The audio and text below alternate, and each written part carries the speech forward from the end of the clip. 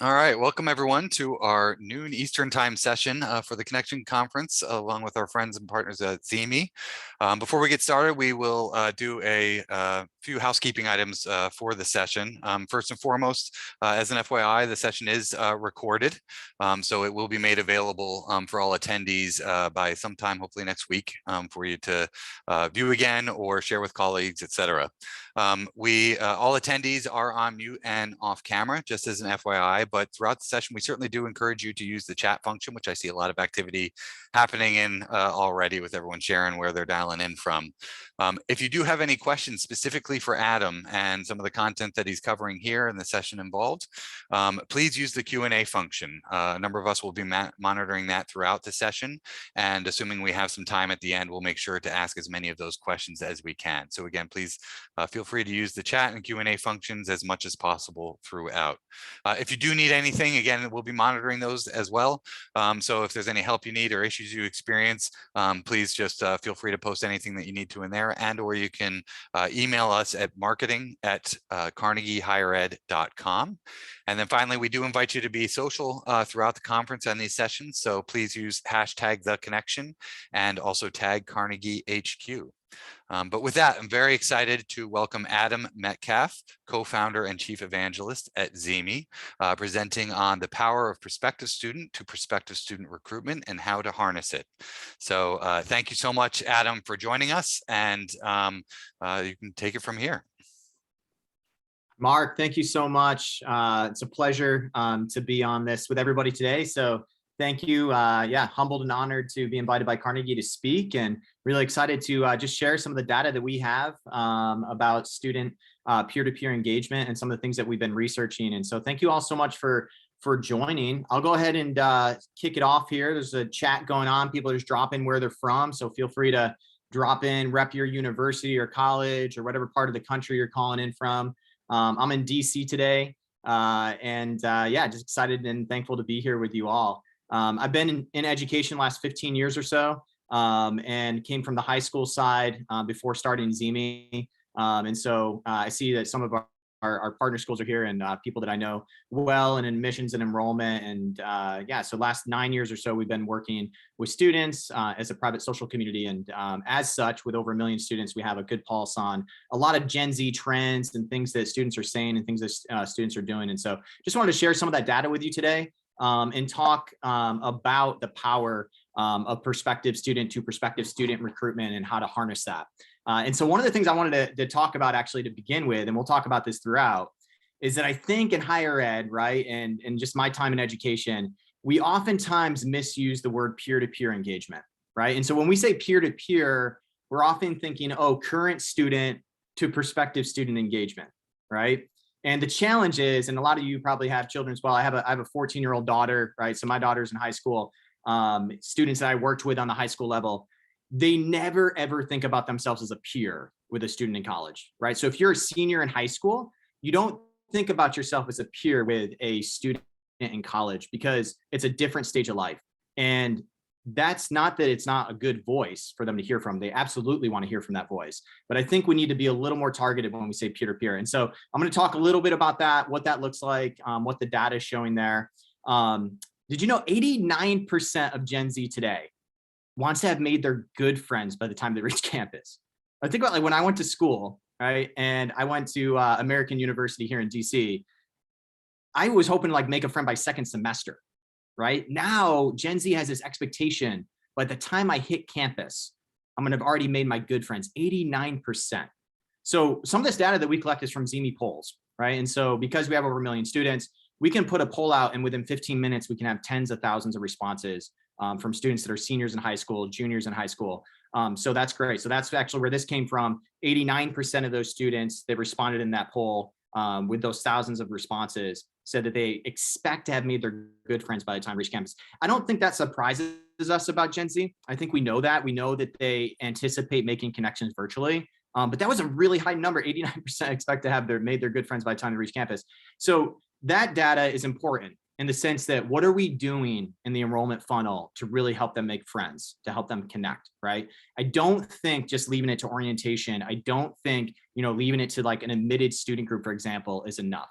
there's a lot of things that you can do to help make those connections very early on as inquiries, right? As inquiries is where you really want to start to focus in.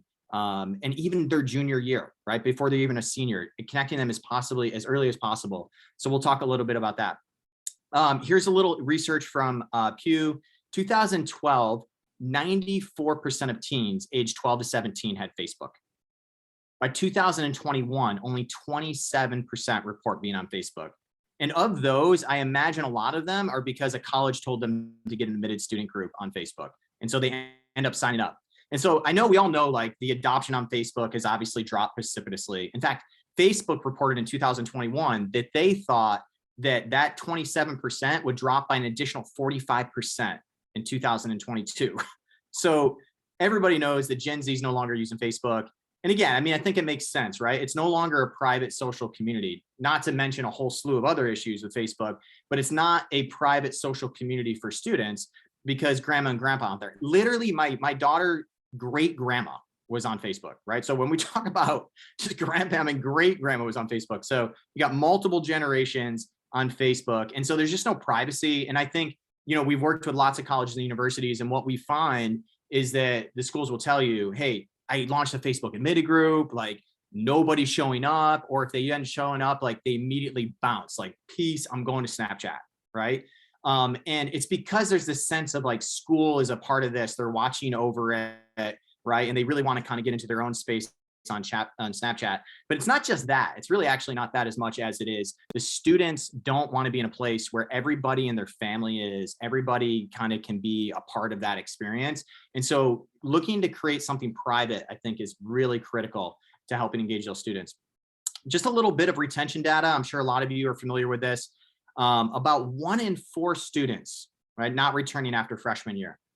And so massive, massive retention issues, costing colleges $16.5 billion a year. What we discovered at ZeeMee is that if you can help students connect as early as possible and make friendships, I think this is common sense, right? If we can help students make friends and they feel a part of the community, then they're going to end up retaining longer, right? And so what are you doing right now? Think about your enrollment funnel. What are we doing in the enrollment funnel right now to help these students make friends and to connect? It's going to end up, it's not just impacting enrollment, it's impacting retention. And so it's a significant piece to what we have to solve for in the enrollment funnel, right? It's not a retention problem. It's not just student affairs or student success or whoever on campus. Hey, you guys solve for retention. It definitely 100% starts at the top of the funnel. And there's a lot of things that you can do, a lot of things, strategies you can use to help implement and impact that. So 79% of Gen Zers report being lonely, and 70% told us that making friends in real life is hard. So that first stat of 79% of Gen Zers feel lonely is from Cigna Health. They did a study on this, about 10,000 students, I believe, and found that a lot of them report feeling lonely. 61% on campus report feeling lonely or extremely lonely in the last 12 months, right? So the loneliness epidemic is here. It's not just because of COVID. It existed before COVID.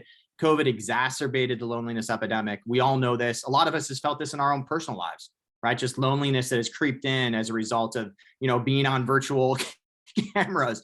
And so being on video and things of that nature and less in-person interaction, we obviously understand that loneliness has been exacerbated. And so Gen Z feels this very intimately. And so I think as enrollment professionals, what are we doing to help create a sense of community? What are we doing to help mitigate the loneliness, mitigate the depression, the anxiety that these students are feeling? And it's never been a more pertinent time. There has never, ever been a more pertinent time to think about and focus on the loneliness pandemic. And how do we help students overcome that? 70% of students in a ZeeMee poll, so this was tens of thousands responses in a poll on ZeeMee, 70% told us that making friends in real life is hard, right? And so when you think about students and my kids and Gen Z in general, it's become much more difficult. And again, COVID exacerbated, but it's become much more difficult to make friends in real life because everything is so virtual, and they make friends so easily virtually, right? Very, very easy to make friends virtually. And then when that transitions into a real life relationship, that's difficult. That's something that as an educator, I'm very passionate about. How do we help transition virtual relationships into IRL, right? How do you help those students become in real life friends? And I think in enrollment, we should be 100% focused on that. How are we helping students? Which initially that connection is probably going to happen virtually, right? Initially, they're going to meet each other virtually, and then you're going to be able to transition that into an in real life relationship that's going to manifest itself in terms of students hanging out on campus, creating community, getting really engaged at admitted student days, orientation, all those things. So some of the things that we found out in terms of our own our own data and analysis of our data is that on average, students are following 7 different socials for colleges, right, as an inquiry. And so you think about the stuff you're doing on Instagram, you think about the stuff you're doing on Snapchat, you know, wherever you may be, your TikTok, the students are following on average around 7 colleges. And the hard thing with that, right, I think that we want to keep in mind, when you look at Instagram, you look at Snapchat, you look at TikTok, those are what, you know, my friend Jenny Petty, she's the CMO of University of Montana, says is a rented space versus an owned space. And so when you're renting space, you're basically interjecting into an ecosystem that doesn't belong to you, and students aren't there for that, right? So yes, they may follow you on Snapchat, they may follow you on Instagram, they may follow you on TikTok, but keep in mind that that's not the main purpose they went to that platform, right? It's a subsidiary reason that they're there, and it's a very saturated marketplace, as we all know, right? It's very, very difficult in terms of the awareness aspect of our marketing funnel to get in front of students on social, especially paid digital ads. And I'll talk a little bit about that in the data that we've seen from paid digital ads, but really important to think about that they're following 7 colleges on average. 68% of students are exploring your community as an inquiry on social, right? So they're actually starting to look at this school in the sense of, is this where I want to apply? Is this where I want to go, right? What's important about this number? What's important about this number is that when you think about what have we done traditionally in higher ed, we've launched the Facebook admitted groups, right? We launched some sort of admitted student experience where then it's like, okay, now you've been admitted, now you can connect and now you can make friends. But 68% are trying to explore community and connect with other prospective students as an inquiry. If we're waiting until they're admitted, we've waited way too long. I mean, you literally have left years on the table of engagement, years, because you'll have students that are juniors, you'll have students that are seniors wanting to connect as an inquiry. So that's really important data. I think that's important for us to look at. Keep in mind as we're trying to connect these prospective students with one another. So I just wanted to kind of, you know, go down the marketing funnel here, right? And this is a simplistic view of the marketing funnel. And there's a lot of marketing people on here that are far more sophisticated than myself in terms of talking to marketing. And one of the things though, I just wanted to break it down real easy. If we're talking about awareness at the top of the funnel, all the way to advocacy at the bottom of the funnel, this is a really important concept. And it's a simple concept, but it's important. In higher ed, what we've done oftentimes is when students hit campus and they become a current student, we think, oh, okay, now you're an advocate. Now you're a good voice. Like assuming you are a good voice and you're having a good experience, we think that's where advocacy enters in, right? We'd be like, okay, now you've become an advocate. Now I can leverage your voice and push it back up to the top of the funnel to get students aware, right? So that's where I tap into that current student voice. Again, that's a great voice. I don't know a single college that doesn't tap into the current student voice. That's a great voice to leverage. The reality though, is that you already have advocates in your funnel that haven't even applied. They're fired up about the university. Maybe the application hasn't gone live yet. They fully intend on applying. That is an advocate. You know, maybe their parents went to the school. Maybe they're going to be an athlete, right? Whatever it may be, right? They're very excited about your school. There's a student for every school that it's their dream school. And the moment they become an advocate is the moment you want to tap into that voice. You do not want to wait until they hit campus. You want to tap into that voice immediately, as soon as you possibly can. And every single person that's on this call, you have those advocates in your enrollment funnel before they've even applied. And I meet very few schools that actually leverage that, right? That they tap into that advocacy voice. We'll talk about some different ways that you can, because I think that's the challenge. Like, how do you tap into that?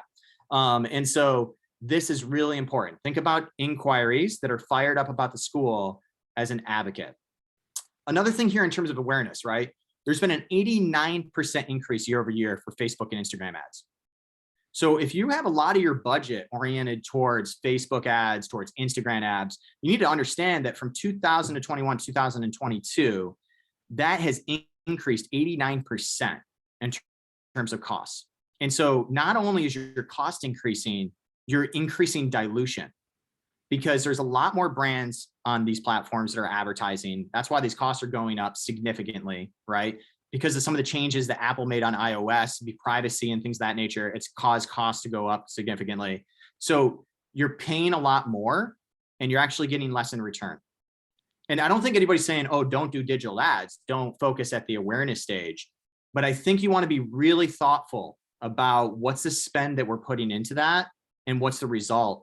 And if I were on that side of the desk, like I would want to be very measurable in terms of, hey, I put out this many ads, these many students came through the funnel, I got them to get interested as an inquiry, they were name buys, it became inquiries, it then became an applicant. Tracking all of that information can be extremely difficult on social, but that's really where you'd want to be in terms of ascertaining your ROI, right? And so again, I mean, that's a shocking number from 89% increase. This is what Business Insider reported on. Spark 451 actually did a report on this, 89% increase year over year for Facebook and Instagram ads.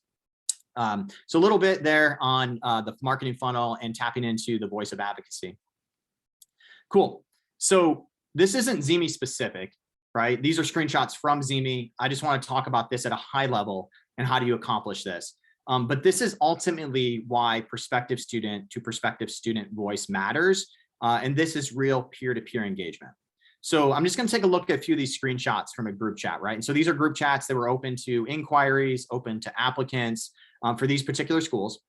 And so when you come in to see this, right, you're going to basically see where the students are chatting and engaging. So what happened with each of these schools, they invited students in to a community, right? So they invited students into a community as inquiries and applicants. They didn't wait till they were admitted because they wanted to get those voices working for them and to really help other students see the value of their school through the lens of other prospective students. Now, you could drop a current student in here and they could be like, oh man, like, you know, the campus at Elon is unbelievable. Like, you guys are going to love this, right?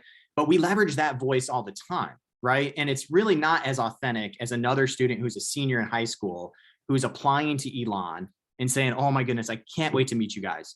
I cannot wait to get on campus. Like, it looks incredible. I can't wait to be in the dorms with you, be in the cafeteria with it. These are the students that you're literally going to be doing life with. Prospective students, that's the number one person they want to connect with. They want to connect with other prospective students that they're going to be in the cafeteria with, they're going to be in the dorms with, they're going to be in classes with. These are the people you're literally doing life with. These are going to be your new best friends. So you're creating a new network. Doesn't mean they don't want to hear from current students. Doesn't mean they don't want to hear from counselor. They do. They're going to have those questions for you. But when you create community for prospective students, 90% of your chat is actually driven prospective student to prospective student. It's just a wheelhouse that keeps turning. And so let's look at some of these chats. Okay, so here's Lock Haven University. Sabria came into this chat. Everybody's invited in. Sabria came in and said, I had no intentions on going before this group chat. No intentions on going before this group chat. It's interesting to see like the psychological impact of connecting with other prospective students. It really plays a profound role in the way that the student views the school and their impression of the school. So let's take a look at Elon University. So here's Elon, right? Here's an invitation going out. Students start coming in, connecting, making friends. Here's Thomas. Elon knows how to engage its applicants. I mean, like, how many students say that about a school, right? Just the fact that this community exists. And then here's Madeline, facts, right? Luke, true.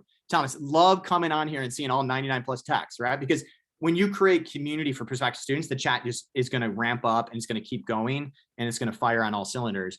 Madeline says, it's making me like Elon better. So it's clearly working, LOL, right? Because again, there's no other experience that Madeline's having where schools are connecting her with other inquiries applicants. So she's starting to build those friendships out the gate. Peyton, yay, congrats. And then Kara, I didn't care much about Elon before, but this group chat made it one of my top schools. I mean, think about that from a marketing perspective, right? So Elon was sending flyers to Kara, right? Tons of emails to Kara, right? Everything's going out to Kara, text messaging to Kara, everything's going to Kara. It was not until Kara connected in a community with other students that were interested in Elon that it started to change Kara's mind about where Elon ranks in terms of her schools. Not only that, Kara sent that to 9,700 students in that community. So you could sit down and you could craft an email and say, hey, look, Kara says that Elon's, fantastic and really wants to come here. And you could send that to a ton of prospective students. And we all know, maybe 1% of the students will open that email, the 0.1% will actually read the whole thing. And so, but even then, that voice would be absolutely marginal compared to Kara dropping that into the palm of your hand and a push notification where now they're listening to other students say this, right? And Kara is saying, I didn't care about Elon before, but now it's one of my top schools, and sent that to 9,700 students, and everybody gets it at the same time. It brings them back into the community, and you continue that prospective student to prospective student chat. And it basically becomes a 365-day virtual event that you've just set in motion and just keeps going and keeps chatting. And look at here at Alex, right? Same thing. Alex is the University of Cincinnati community. He says, Ohio State is nice, but this chat has convinced me to go to UC. So again, the psychological piece to this and the absolute energy and vibrancy that's created by these students connecting really cannot be underestimated. And so this is a big piece of why it's important to connect prospective students to prospective students. This is why it works for the students. They love this. They love being able to find their friends way before they're admitted. And again, I just think it's really important to redefine peer-to-peer. When we're saying peer-to-peer, we should really talk about who's your true peer. And your true peer as a senior in high school is not a junior in college, right? That's two different lives. Now, it's an important voice, but when we talk about peer-to-peer in education, I think it's really important to be very explicit here. Peer-to-peer truly means like, that's my peer. I'm going to be in the dorms with them. I'll be in the classes with them. I'll be on campus with them. And so just something I think that would be good to kind of redefine. So that's why it works for students. Why does it work for colleges? Why does this work for colleges? So I just want to talk about this. So if you create a paradigm where you're getting prospective students to chat with other prospective students, you're going to create a lot of energy. You're going to create a lot of momentum. You're going to create a ton of engagement. We'll talk about that. Why does current practices in higher ed not really create as much engagement? Well, the reason is on the left-hand side, right? And this really only has to do with the fact that technology didn't exist in order to do this previously. But think about all the great things we're doing on the admission side, right? We're posting on social media. We got things on the website, like maybe a little widget that, answers a question as current student answering question. We got emails going out, phone calls, we might be doing college fairs. Kids are coming to campus. There's, webinar invites, text messaging, everything going out of the CRM. When you think about that paradigm, it's almost always college to student, student back to college, right? There's no integration of, hey, this is to all students. They're all engaged with each other. They're all coming back to college, college coming back to them. It's very much college to student, student college. There's a number of problems with this. One, Gen Z is incredibly communal, right? As we talked about in some of the early data here. Two, it creates a lot of work for your team because your team, now the onus is on your counselors, right? And the onus is on your student ambassadors to do the work, to talk to a student, get a message back from the student, keep talking to the student. And we all know this creates so much bandwidth, right? For you, bandwidth restrictions for you. It can end up being more spend, right? In terms of those digital ads, 89% year over year increase. So it can be more spend. And in the end, in today's environment, we believe it ends up in worse results because you are doing all the work yourself and you're communicating with student back to you. And there's very little interaction between the students. Now, some schools are setting up that admitted student Facebook group. But again, if you're waiting to the admitted student stage, you've already waited too long. And if you're doing it on Facebook, we already know your adoption is very low. Your engagement is very low, right? Just because students are not on Facebook anymore, and then they're bouncing to Snap. So what's the alternative here, right? What is another way to do this? And it's not an alternative in the sense of don't do these things. These are great things to do. Everyone should be doing everything on the left here. You should be doing, right? I mean, these are good activities that every team should be implementing. Every team should be utilizing within their strategy. Where we say that you really want to, ramp it up is you want to gather up these individual inquiries and now connect them in one community, right? And there's various ways to do this, but the moment that you take those individual inquiries, right, where you were kind of doing like a siloed comm flow with, and you move them into a shared community or a collective experience, what's going to happen is they're carrying the chat for you, right? So in that one screenshot, we saw Kara. So now instead of the counselor or the admitted or the current student trying to always instigate chat or come up with a new virtual event, whatever it may be, your prospective students are now chatting constantly within your community. So they're driving engagement throughout the entire funnel. And you've taken a step back in a way.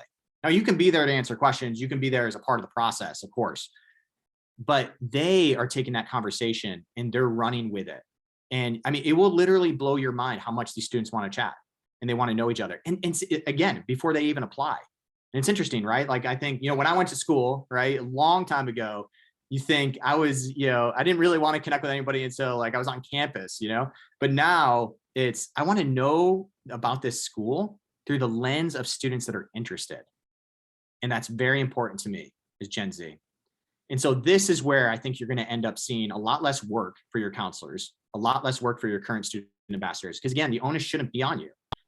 You've already done an amazing job on your side of the desk, getting students interested in the school. You've been doing that for years. There's students that are very fired up. Tap into that voice of advocacy and allow them to chat with each other and to drive that engagement. Cool. So what have we seen on the ZeeMee side when you do that and you add that into your existing piece and you really take a lot of that onus off yourself? What you're going to see is you're going to see a significant lift in terms of app rate, deposit, melt rate, and yield. And so we see this across the average college partner on average. So your app rates for students on ZeeMee, right, or in a community. So whether it's ZeeMee or you create this on a Discord or wherever you do it, right, you will see an increase of app rates 2x for those students that are in the community versus not in, a deposit rate of 4x for students in a community, 3x, sorry, in a community versus not in a community, and a melt rate of half x, so half the melt, and overall yield 3x. So again, this is not overall in terms of, oh, you're going to see twice your application rates as a whole. It's referring specifically to students that you put into a community versus students that never joined a community. So very significant lift that you're going to see. Now, a lot of VPs and directors of enrollment and everybody that's into the data is going to point out, this is not all causation, right? Just creating a community is not all causation, of course, right? That's not giving just the lift to app, deposit, melt, yield. There's a lot of correlation here. The correlation is coming back to the piece that I was talking about in reference to the advocacy voice, because you're inviting in the students that are already fired up. If you're inviting in students into a community, they're already excited, they're already engaged. That voice of advocacy is the correlation, right? You're just basically leveraging the voice. You already did the hard work to get them excited. Now you're just tapping into that voice and letting it run, and you're going to see a huge impact on the rest of the students. So a couple things to talk about, and there's probably a lot of people on this that have great ideas that you can utilize and use to help create community. And love to take some questions at the end of this. If there's any, softball questions, I'll take. Any hard questions, I'll pass to Mark. But a few things to think about. Take an assessment of your entire funnel and think about every aspect of your funnel that you're engaged in right now, everything that you're doing. And think about where can we integrate opportunities for prospective students to connect with one another. And again, I think you really want to move out of the mindset. Some people still may have the mindset of like, hey, let's wait till they're admitted. You really got to move out of that. You got to move into, this is Gen Z, right? Alpha Gen's coming up soon. They are very communal. They're ready to engage as an inquiry. 68% of students are joining and looking for community as an inquiry, not even before they apply. So where can we start to integrate aspects of this where we're helping prospective students connect with one another? And that really comes down to you as a team, like just taking an assessment of your own process.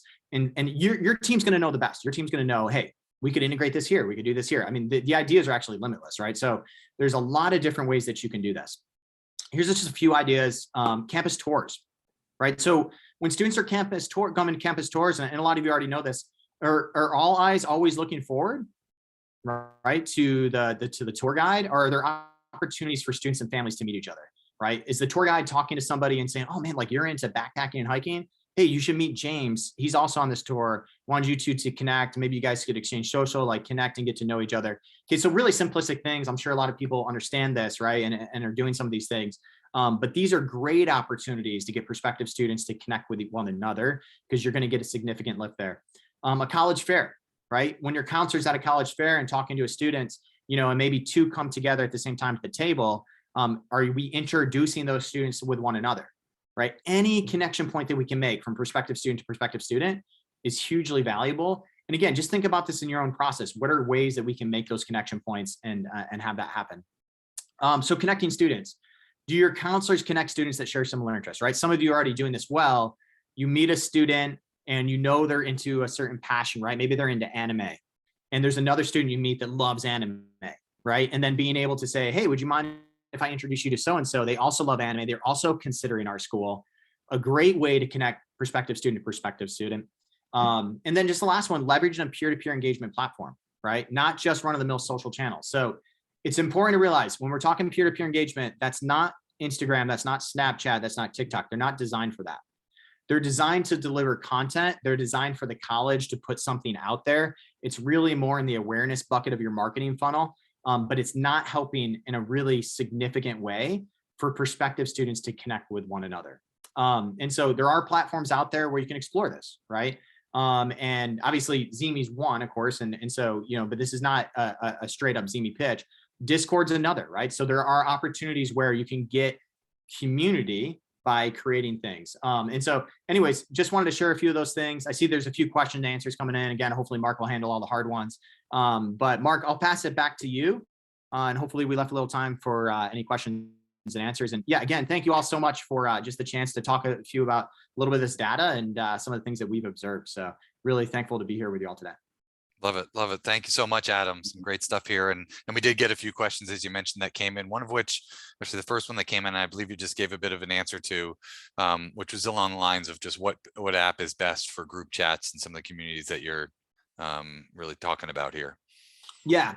So clearly, Lizzie, I have the ZeeMee shirt on, so I'm highly, highly biased. But I think that, ZeeMee is, obviously built for this. It's built for community, built for students connecting. So ZeeMee and Discord is another one that I think is worth exploring with, just because Discord's set up in such a way that students can connect and engage in a community. I think that, one of the things with Discord is it's not designed for higher ed, so there's no data attached to that.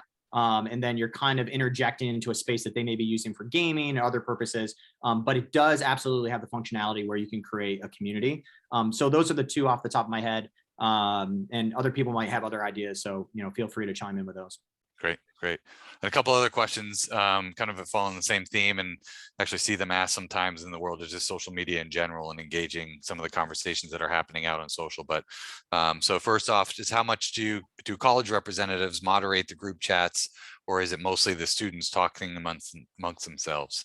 Yeah, it's a really great question, Becky. And that's, I actually was just talking to a school today that's a partner with us, and she was telling me, she's like, I'm really glad you told us to stay out of the chats because what can happen is that the students want their own sacred personal space, but they also do want to talk to you, right? They do have questions for counselors. They have questions for current students, of course. The challenge is like, how do you balance that, right? Do you create a community where it's like, hey, we're all up in this. Hey guys, like I'm your counselor at such and such school, and if you have any questions, let me know. What we found is like when you interject in prospective student chat like that, it will shut it down. There are a few exceptions. Maybe the counselor's like super cool, like says something that like Gen Z loves, like you're like, oh, okay, this guy's cool. Like I'm gonna actually talk to them. But for the most part, that's going to shut down chat quite a bit. So what you want to do is you want to create a scenario where it's a safe, inclusive community for the students. They know the college is involved. It's an own space, but they also know there's certain chats in this that the college can see, but they're not interjecting in the conversation constantly. We're just trying to get a job. I want to talk about like what we're watching on Netflix. I don't want to talk to a counselor right now. But there's another place where I can actually ask a counselor. What we've seen on ZeeMee is about 10% of your chat will be towards counselors and current students. 90% of your chat is going to be prospective students to prospective students just getting to know each other. And that's where it alleviates a lot of the bandwidth for you. You can interject into that as much as you want, right? And lean into it as much as you want. And they do love, engaging in virtual events, like fun social events with counselors and current students. That is something we have seen them do. But yeah, hopefully that helps answer that question, Becky. That's a great question. And a little bit, along those lines, just in terms of how to engage or whether or not to engage, but how could a school or program handle prospective students that speak poorly of a school in the online communities we steward? Yeah, Sergio, that's a fantastic question. Every school asks that question, right? And you can't really build a community without solving for that first. So first and foremost, I can just speak to ZeeMee and let's talk about like if you were to set this up on Discord or something like that. So one, we have AI in the app that detects anything inappropriate and deletes it automatically. Secondly, there's a second layer of defense where ZeeMee actually scrolls through all the logs and figures out things that don't need to that need to be removed. Now, if you were to do this in like a Discord or anything along those lines, you're going to have authentic chat, right? Because if you're inviting in thousands of students, they're going to be in this and they're participating and chatting. It's going to be very authentic. Now, the thing with it that's so powerful about community-based chat and prospective student to prospective student chat, it comes back to that advocacy piece. You're inviting in students that are fired up. And what we found with Gen Z is they will tolerate about absolutely zero when it comes to, this is the school I'm interested in. And if you don't like the school I'm interested in and you want to come in here and say something doesn't vibe with our community, then you will immediately be banned, right? And so I don't know how Discord handles that in terms of like reporting and things like that. On ZeeMee, if you get 5 quick reports in quick succession, you'll actually be banned from the community until we actually review it. So it's actually peer-to-peer review is the strongest thing for that. So yeah, really good question, Sergio. And then along the lines, what do you suggest for graduate programs where prospects are a bit, sorry, I just got covered by the chat, are a bit older, or is ZeeMee only for younger people like Gen Z? Yeah, and I think that Gail, that's a great question. And then Katie as well, I think kind of falls in line with that, like any advice on how to better connect students who study online only. And of course you can tease out online only to be undergrad or grad or whatever it may be. And so I think that it's still the early days for us in terms of understanding that demographic. We know that seniors in high school 100% want to connect before they become a freshman in college, right? That's a massive transition in life. And when you're going on campus, obviously, that's a big piece. For older demographics, right? If you're in your 30s, you're in your 40s, you know, and you're coming back, non-traditional student, whether you're online or you're on campus, I think that, you know, it's not necessarily the same reasons you're coming to connect in community, whereas students that are seniors in high school going to freshman year, trying to make best friends, trying to, you know, make that new network and connect. Oftentimes it's probably more about, you know, what is, you know, maybe the professor has something to say, or, you know, there's something, you know, that I want to learn from somebody, a little less potentially about like matching on interests and passions and things of that nature. But still the early days for that. And we're excited to explore some of that. We launched a few grad school programs this past year, but still need to take, you know, time, take a step back and kind of analyze what that's going to look like. And so I think it's very early for grad and online, but excited to explore. I think there's a lot of things that can be done there. Anything you'd say along the lines of community colleges? I saw that asked in here as well. Yeah. So the thing with community colleges, and I think that, you know, is really important is obviously it's a little later in terms of, you know, the enrollment funnel and students end up, you know, confirming later, you know, than normal, than a traditional 4-year undergrad school, for example.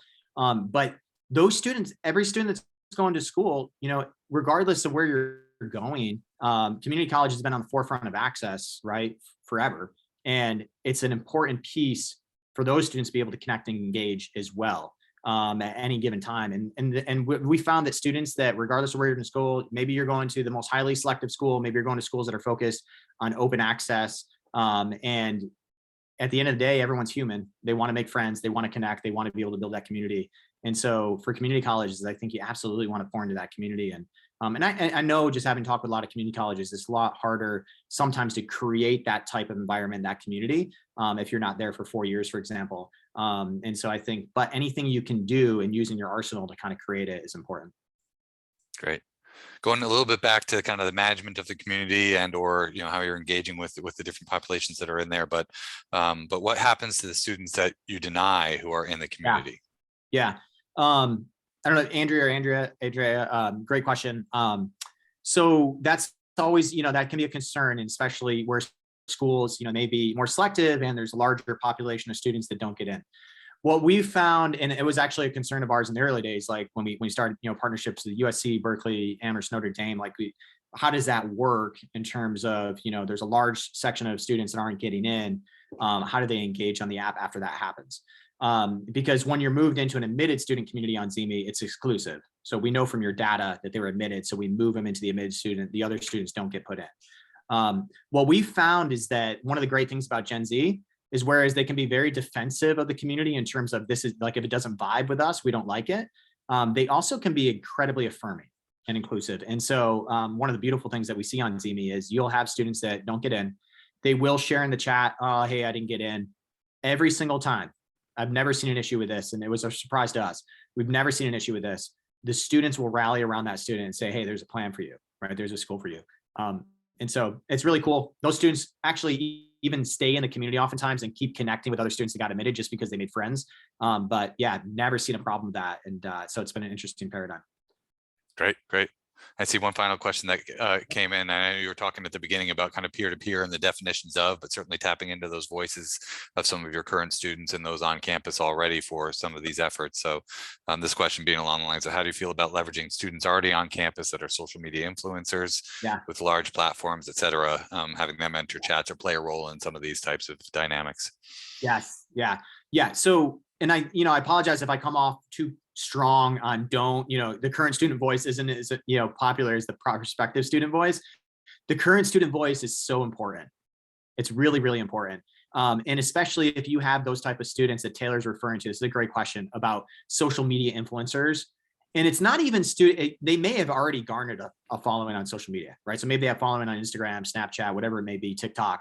Those are great people to tap into, of course, right? You want to continue to use their voice. They can drop video content in apps like ZeeMee or wherever they're at, Discord, right? But the other thing there is what we've seen is even if there's students that don't have a following yet on Instagram, or this is a way to create an instant following for them. And so when students come to campus, they're going to want to meet them, right? So if James is one of your influencers on campus, again, he may already be an influencer on their social channels. He may not be. He may immediately become one because you created now a paradigm where he actually is the influencer. Students will get to campus and say, where's James at? Like, I want to meet James. Like, they'll take selfies with James, like, because he's dropping video content and he's jumping into chats, every so often, or he's running a live event. And the live event may be like a speed friending, like, hey, like, what's a Netflix show you binge watched last 30 days? And people are in just like chatting and talking up, and James like adding in funny content. And so it's a great way, not just to leverage existing influencers on campus, but to create new influencers, right, that are really getting in front of your prospective students. Awesome. Yeah, thank you so much, everybody, for those questions. And yeah, Mark, thank you for, you didn't, actually answer any of them, but I know I didn't. I was happy to be off the hook there. No, thank you so much, Adam. We're so appreciative of you and ZeeMee being a part of this and all of the content that you provided. Thank you, Christine, for calling me a slacker. I thought I did my role well there, being the moderator of the questions, but whatever. Christine's here to keep you honest, Mark. So I appreciate That's right. That's right. Christine did post in the chat just a link to the hub page with this remaining schedule for the day. As you're all probably pretty familiar, you can go in there, add to calendars, grab the Zoom links for the continued sessions that we have still happening for the remainder of the day. And speaking of, our next one coming up at 1 o'clock Eastern is with our friends at Slate, focused on student success and where Slate fits in. So we hope that as many of you that can will join that as well, coming up at 1 o'clock. But also, once again, a reminder, if you need anything, please feel free to email us at marketing@carnegiehighered.com. As I mentioned at the beginning, we are recording all of these sessions, so we will be posting and providing those to attendees as soon as we can, ideally some point next week. So thank you once again. Thank you, Adam. Thank you, ZeeMee. We really appreciate it, and hope everyone has a great rest of the day. Yeah, thank you so much, Mark. Thank you, everybody. Have a wonderful day.